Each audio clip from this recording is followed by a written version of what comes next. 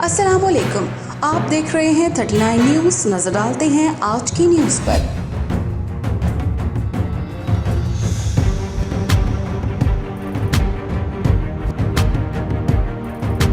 تفصیلات جانتے ہیں اپنے نمائندے سے۔ پیرس میں ایک انتہائی شاندار ادبی تقریب کا اہتمام کیا گیا۔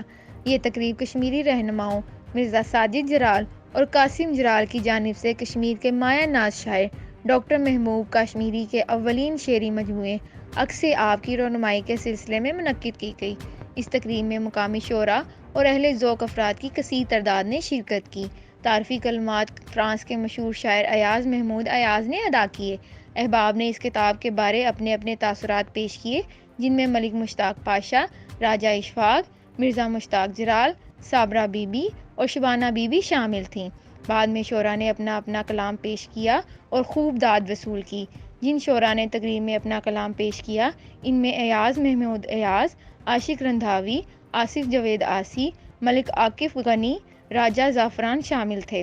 ڈاکٹر محمود کاشمیری نے ویڈیو لنک کے ذریعے منتظمین اور اہلیان فرانس کا شکریہ ادا کیا کہ انہوں نے اس خوبصورت تقریب کا اہتمام کیا۔